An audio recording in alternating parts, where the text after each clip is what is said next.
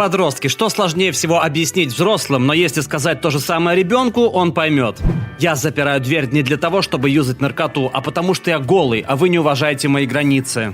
Что нельзя поставить онлайн-игру на паузу, и то, что когда тебя сравнивают с другими детьми, ранит. Когда тебя сравнивают с другими детьми, ранит. Они делают так только тогда, когда им выгодно. Стоило мне сравнить себя с другими, например, а Майклу разрешают играть на улице до 10, мама просто отвечала: «Но ты же не Майкл».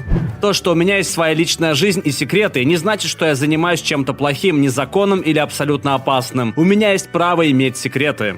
Когда мы говорим «не рассказывай никому», то имеем в виду «не рассказывай никому». Рассказала маме о девочке, которую просто ненавижу, а позже, тем же вечером, мама звонит мне по FaceTime и говорит: «Угадай что? Я работаю с ее тетей». Потом переводит камеру на эту женщину и начинает мне рассказывать, что поделилась с ней моими словами о том, как я ненавижу ее племянницу. А потом у детей развиваются проблемы с доверием.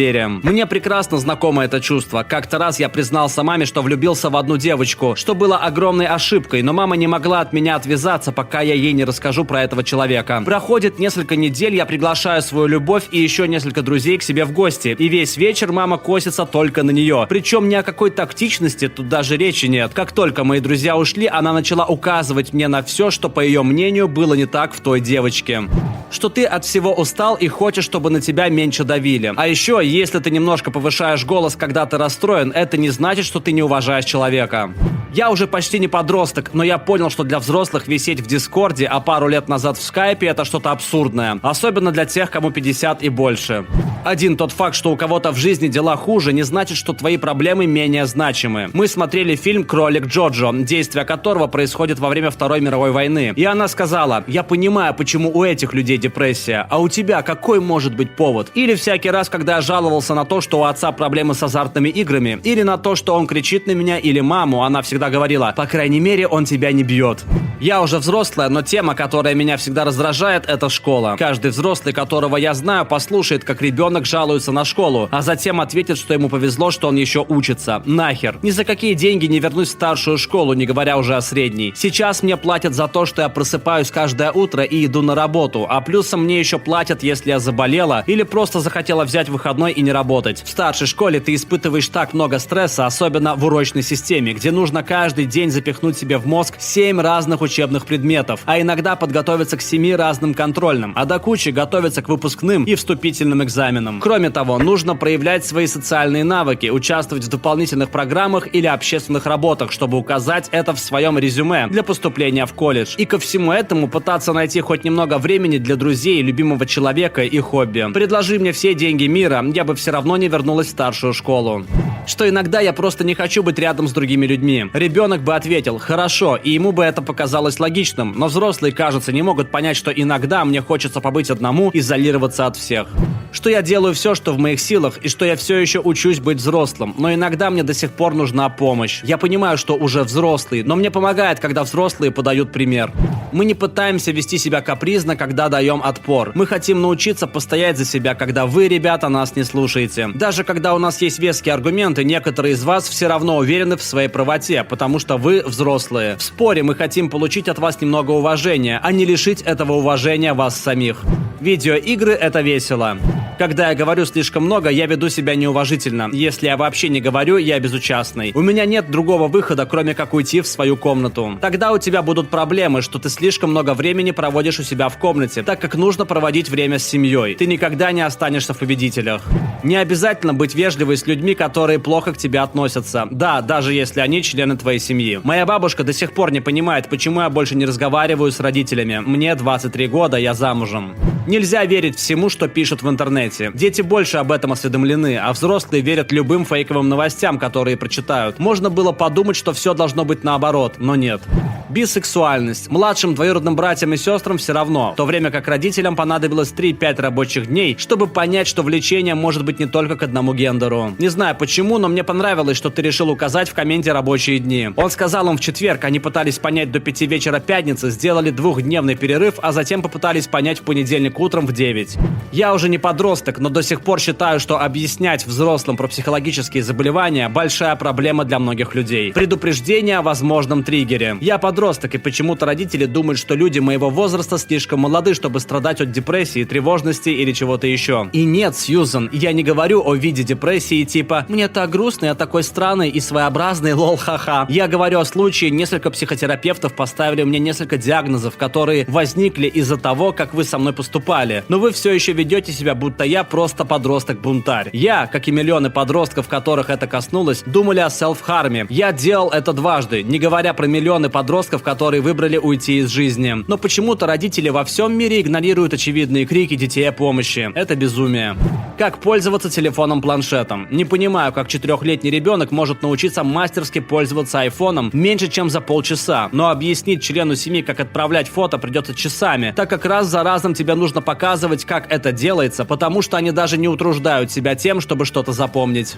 Иметь друзей в интернете, на которых тебе действительно не все равно. Изменено. Да, я знаю, что бывают исключения. Милая, скорее всего, это 50-летний мужик, который тобой манипулирует. О, у меня есть история в тему. В какой-то момент у меня появилась девушка в онлайне. Моя мама проверила все, что смогла о ней найти. Оказалось, все, что она мне рассказывала о себе, было абсолютной правдой. Ни одна мелочь не противоречила ее словам. А еще, пару лет спустя мне нужно было начать самостоятельную жизнь где-нибудь не слишком далеко от дома. И человек, с которым я около 10 лет общался по интернету, сказал мне, что у него есть близкий друг, который ищет себе соседа по квартире. Можете себе представить, насколько моя мама была против. Друг этого парня, не мой друг, а тот, кому доверял человек, которому доверял я, предложил прилететь туда, где я жил. Конечно, я сам купил ему билет. И перевезти меня и мою машину в другой город. Дело в том, что у меня был автомобиль, но не было прав. Мы заехали в его родной город, я познакомился с его родителями, а в середине пути мы остановились переночевать. Утром он решил встать пораньше, чтобы успеть в пекарню, а я хотел еще поспать, так что я разрешил ему съездить на моей машине без меня. И вы знаете, что случилось потом? Он вернулся, забрал меня, и уже 2 года мы с ним соседи. Этот чувак часто ремонтирует мою машину и даже собрал мне комп за довольно небольшие деньги. Да, я понимаю, что это просто отдельные примеры и все такое, но вот вам совет. Люди в интернете постоянно врут, но большинство людей не смогут притворяться целых 10 лет подряд. Всегда говорю, если то действительно был 10-летний план, как меня похитить и прикончить, черт возьми, чувак, он и вправду это заслужил. Кто я такой, чтобы его этого лишить? Экзамены — это тяжело. Помимо того, что мы сами на себя давим, у нас есть учителя, которые говорят, что мы должны получить оценки выше, чем те, на которые мы способны. А родители, которые заставляют повторять каждый предмет по часу в день, ситуацию не облегчают.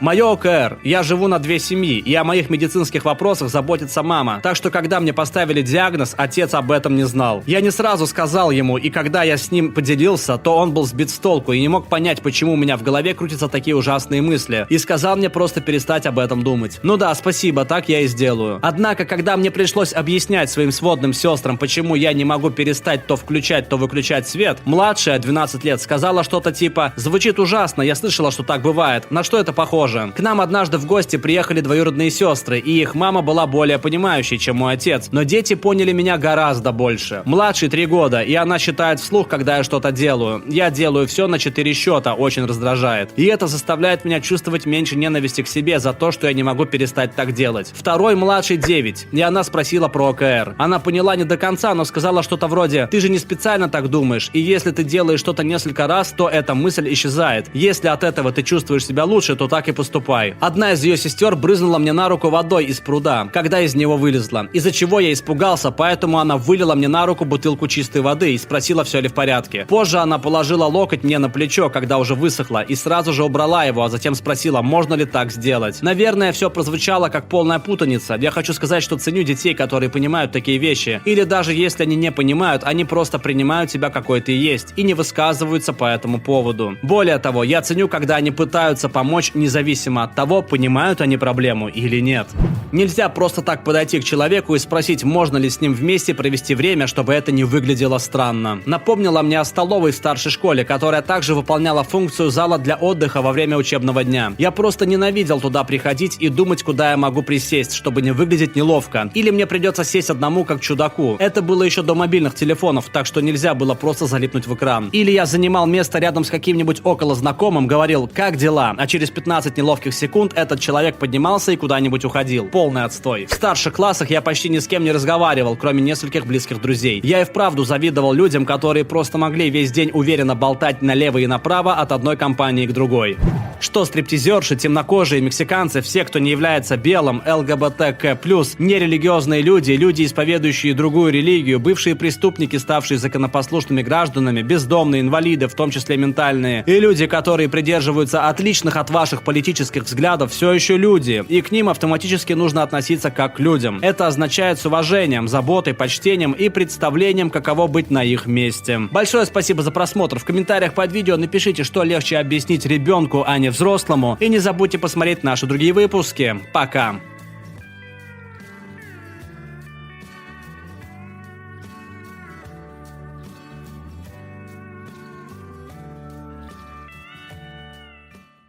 All right, everyone's presentations are done.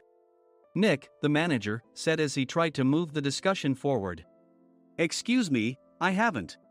I recently found out something. Nick interrupted me and began to speak. There's apparently someone in this department who didn't graduate high school and is just a part-timer. Meetings should be for employees only. Absolutely right. His lackey, Mike, of course, agreed with Nick. I'm leaving. After leaving the meeting room, I started to shut down my computer. I noticed that an email had arrived, not in my personal inbox, but in the company's shared email. Thinking, there's no point in speaking up, no one will listen, I went home quietly. The next day, I heard a commotion from Nick's desk. He was staring at his computer screen, his face pale. Nick? Is something wrong? Mike looked at the screen with him. And he turned even paler than Nick. Why is he so angry? Knowing the reason for Mike's distress, I thought to myself, serves them right. My name is Adam. My mother passed away when I was in the 9th grade, and I was raised by my father. Well, you could hardly call it being raised. After my mother passed, my father changed. He drowned his sorrows in alcohol, and though he still went to work, he squandered our living expenses on horse racing.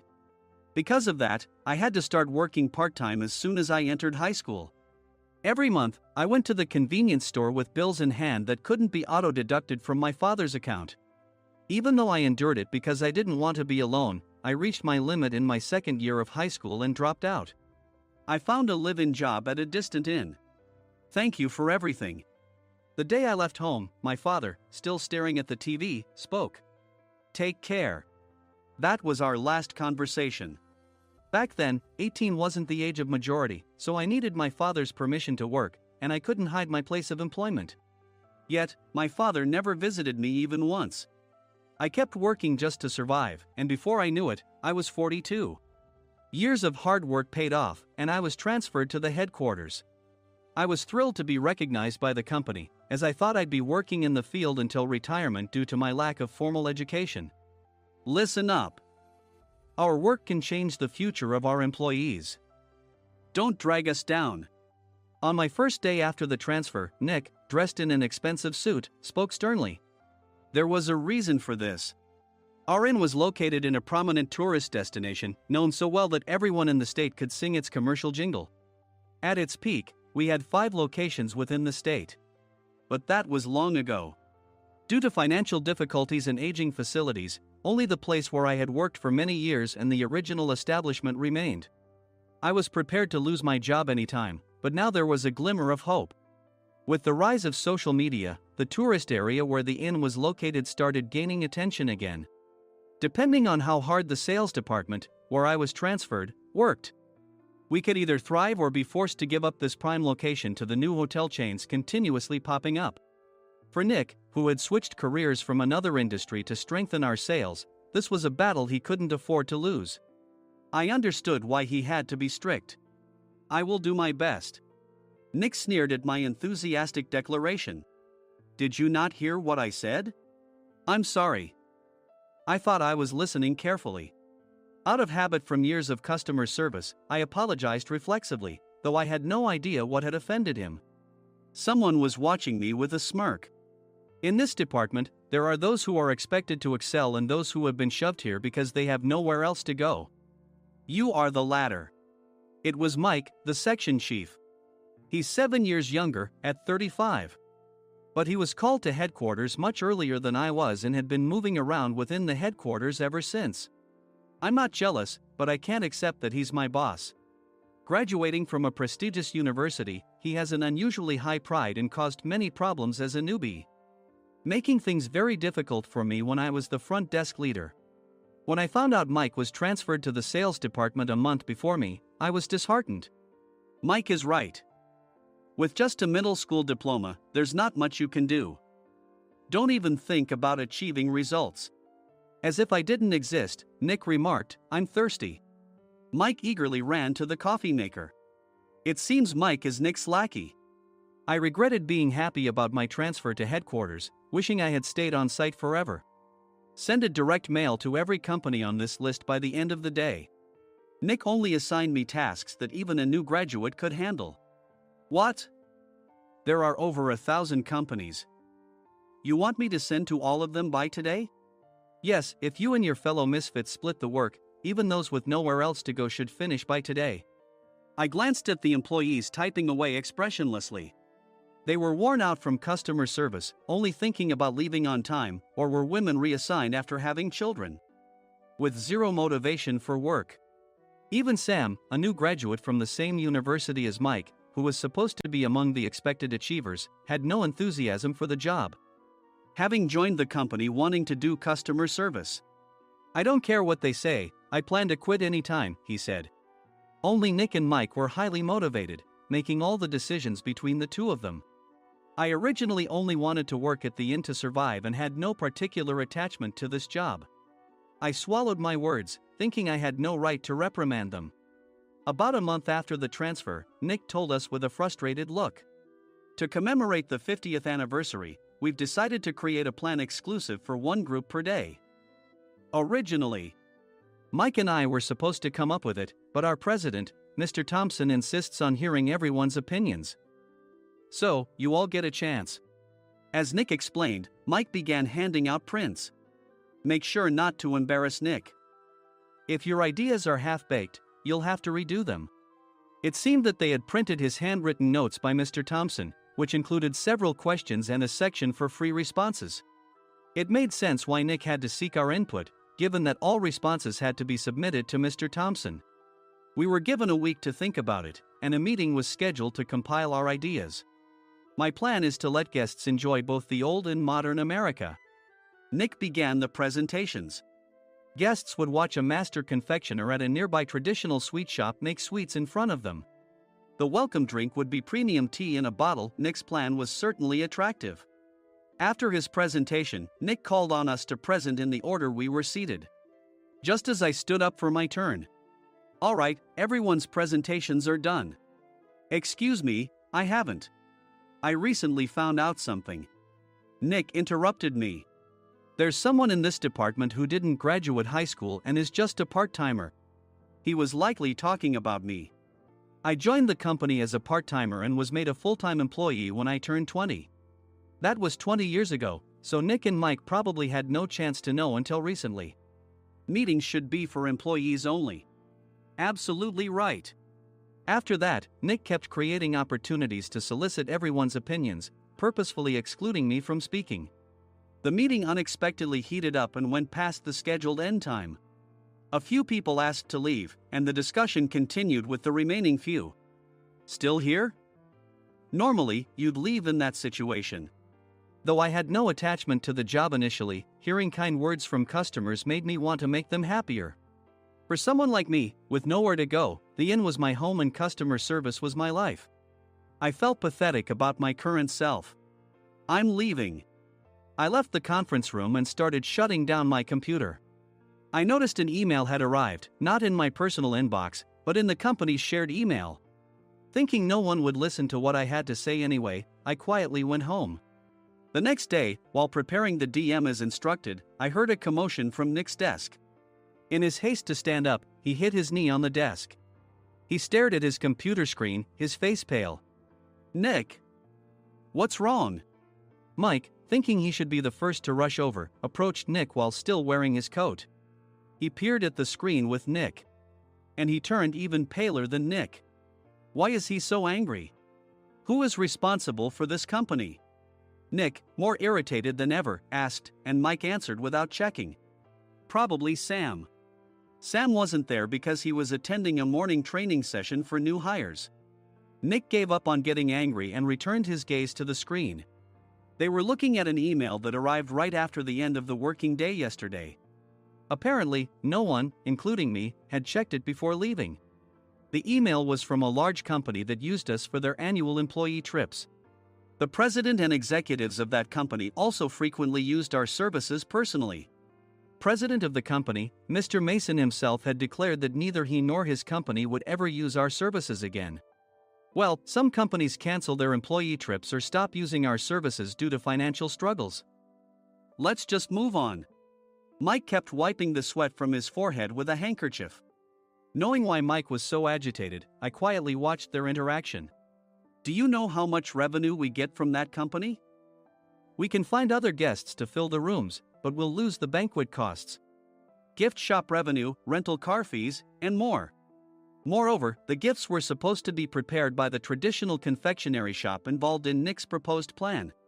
If it's known that we incurred such a huge loss at this critical time, Nick's position in the company would be jeopardized. Nick took a deep breath, seemingly trying to calm himself. All right, Mike. Go to New York right now and apologize to Mr. Mason. What? You're coming with me, right? I have urgent work to do. I trust you, which is why I'm entrusting this to you. Please. Mike, believing Nick's sincerity, agreed with a determined look on his face, saying, yes. That's Nick for you. Even if Mike went to apologize, Nick would shift all the blame onto him if the client didn't change their mind. Well, it was Mike's fault to begin with, so it served him right. About 3 hours later, Sam answered a call from somewhere and repeatedly apologized, saying, I'm very sorry. Everyone watched to see what was happening. After ending the call, he informed Nick with a weary tone. When Mike arrived at the client's company, he only made things worse, further infuriating Mr. Mason. He was demanding, get his boss here immediately. It was no wonder Sam was exhausted, dealing with such a call right after returning from training. What is that idiot doing? All right, Adam, you're coming with me. If sacrificing Mike didn't work, then I must be next. Normally, I'd want to refuse at all costs, but I saw an opportunity in this situation. If I can be of assistance, I'd be happy to join you. I obediently followed Nick, and we flew to New York. When we introduced ourselves at the reception, it became clear how serious the situation was, as the receptionist personally escorted us to the president's office. Angry voices leaked through the door, making both Nick and me uneasy. Excuse me. I'm Nick, the supervisor. I understand my subordinate has caused you trouble, and I deeply apologize. Nick, with his experience in the corporate world, knew enough to offer an apology before excuses. However, his customer service skills left much to be desired. I sighed as I saw Mike trembling like a small dog in the corner of the room. What kind of training are you giving your subordinates? Mr. Mason glared at Nick with a red face. The intensity of his gaze made even Nick take a step back. Regrettably, I joined this company only 2 years ago and was unaware of Mike's issues. I should have identified his shortcomings sooner. Indeed. I should have realized sooner. No sensible person would come to apologize and then give a lengthy presentation on the drawbacks of not using their in. Nick froze, his mouth slightly open. Suspecting the worst, I picked up the documents that had fallen to the floor. It seemed Mike hastily prepared these documents on the plane, listing the disadvantages. Disadvantage 1: if you change the venue for the company trip, employees might suspect it's for cost-cutting reasons, leading to a negative impression. Reading it aloud half-jokingly, Nick snatched the papers from my hand and checked the contents with a furious expression. Among the stack of documents was a receipt from a nearby convenience store's copy machine. I felt a pang of dread, hoping he hadn't shown the receipt as well. What do you think he said when I asked what kind of nerve he had to do this? I'm very sorry. Faced with the dire situation, Nick must have thought there was nothing left to do but apologize. In a voice smaller than I'd ever heard from him, he uttered words of apology. He said, I'm a Harvard graduate. I don't believe I said anything wrong. Mike. What have you done? Forgetting his plan to pin the blame on Mike, Nick yelled loudly, even in front of Mr. Mason. I didn't do anything wrong. You're still saying that? Look at him. Mike pointed at me with a shaking hand. I was assigned to headquarters in my 20s and now I'm a section chief. This guy only made it to headquarters at 42. Everything I've done proves I was right. So why are we losing the contract? Having said his piece, Mike collapsed to the floor. Of course. You were sent there because you had nowhere else to go. Mike never expected to hear such words from someone he looked down upon. He lunged at me, and Nick hurriedly stepped in to stop him. Mr. Thompson told me Mike is a quick thinker, and to take good care of him. There's no way he was pushed aside. Don't make things worse here. He didn't say quick thinker, he said only quick-witted, didn't he? I don't remember that part. I recalled the many troubles Mike caused when he was a newbie. When Mike was on the front line, his pride was so high that he never apologized to customers. Customer service, especially in our job, doesn't work alone. It brings both good and bad situations. If the front staff or housekeepers made mistakes, or the cleaning company didn't properly clean a room, one had to apologize to the customers regardless of personal fault. Mike, in such situations, would never apologize, insisting he wasn't at fault. This often angered customers, and as the front desk leader, I frequently had to apologize on his behalf. He caused complaints and disrupted operations, which is why he was quickly moved to headquarters.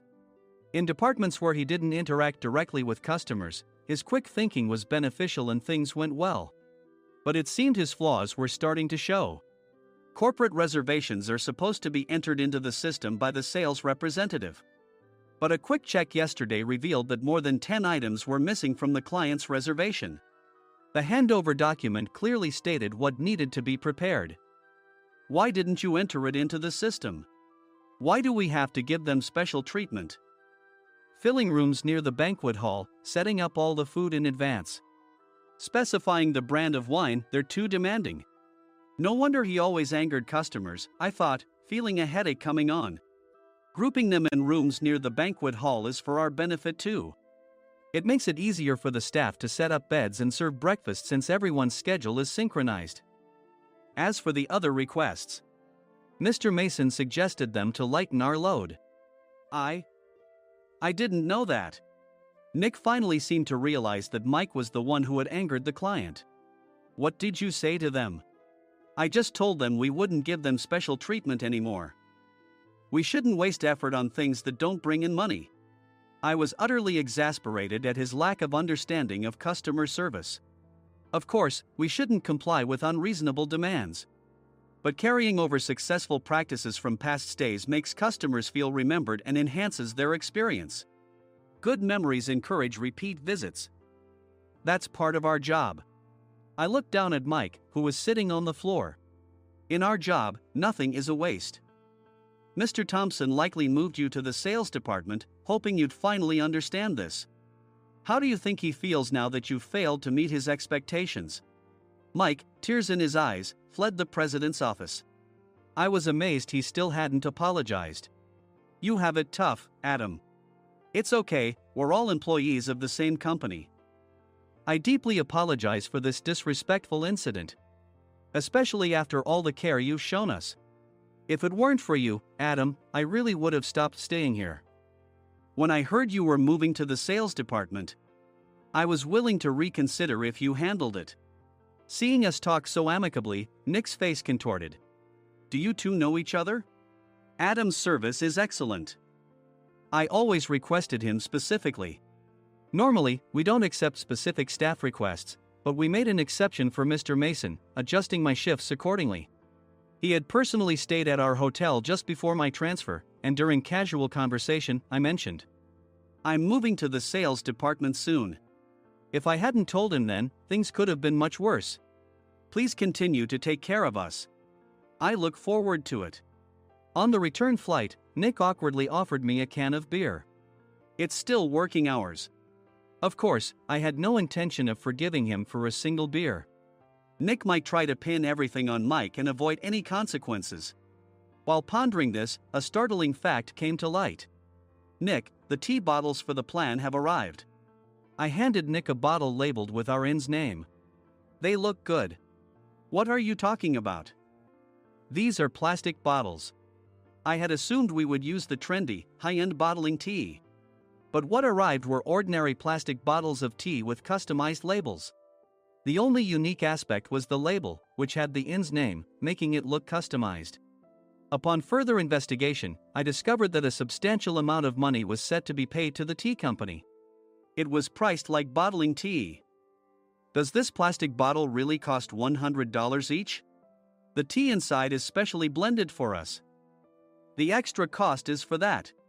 Wouldn't it be better to use another tea company? Or is there a specific reason we must use this one? As Nick continued to make excuses, I showed him a printed email. I informed the tea company's president, Mr. Mitchell, that we discovered irregular payments and he confessed. He said you two were high school classmates and planned to split the extra money. That idiot. Why did he confess? That's not important.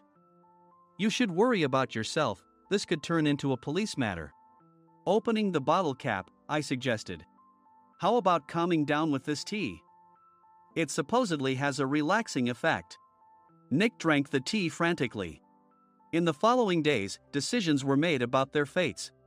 Mike was reassigned to the General Affairs Department, with no chance of transfer or promotion, as per Mr. Thompson's orders. As for Nick, since the payment to the tea company hadn't yet been made, he narrowly avoided legal trouble.